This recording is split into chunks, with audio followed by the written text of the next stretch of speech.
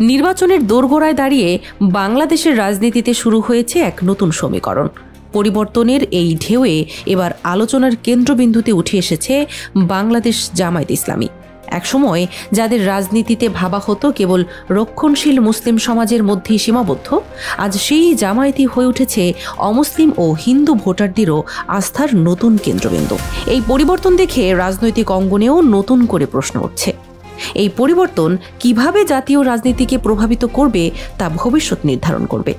দক্ষিণ থেকে উত্তর, শহর থেকে গ্রাম, সবখানেই দাঁড়িপাল্লার প্রতি আস্থা যেন বাড়ছে অদ্ভুত দ্রুততায়। বিশেষ করে হিন্দু সম্প্রদায়ের একাংশ এখন বলছে, আমরা উন্নয়ন, নিরাপত্তা ও শান্তি চাই। যেদিকেই সেটা সম্ভব সেই দিকেই আমাদের ভোট।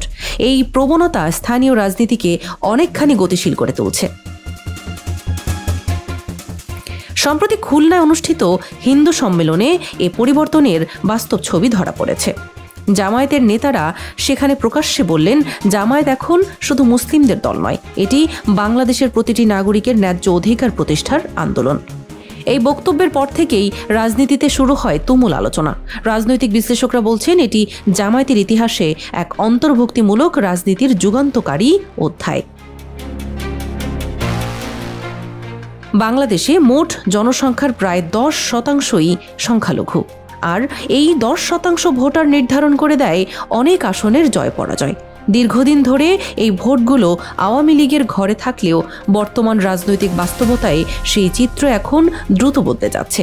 এই পরিবর্তন ভোট বাজিটাকে আরও জটিল করছে এবং প্রতিটি রাজনৈতিক পক্ষকে নতুন করে তাদের পছন্দ তালিকা ও নীতি পর্যালোচনা করতে বাধ্য করছে।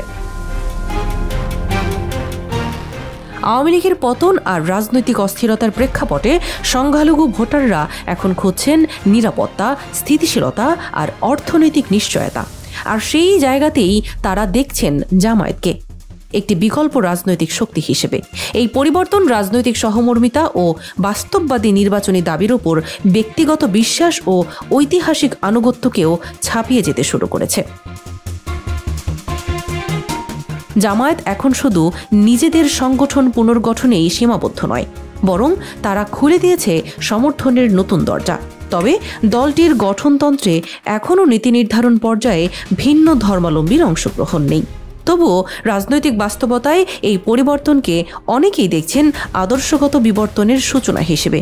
এটি কেবল একটি ভিন্ন মত নয়, বরং দলীয় কৌশল ও রাজনৈতিক পরিচয়ের উপর একটি দীর্ঘমেয়াদী প্রভাব ফেলার ইঙ্গিত বটে। কেউ বলছেন এটি নিছক নির্বাচনী কৌশল, আবার কেউ বলছেন এটি জামায়াতের নতুন দিক নির্দেশনা, যেখানে তারা ভবিষ্যতের বাংলাদেশকে দেখতে চায় একটি অংশগ্রহণমূলক ভারসাম্যপূর্ণ রাষ্ট্র হিসেবে। শেষ পর্যন্ত এই পরিবর্তন কতটা স্থায়ী হয় তা সময় বলবে।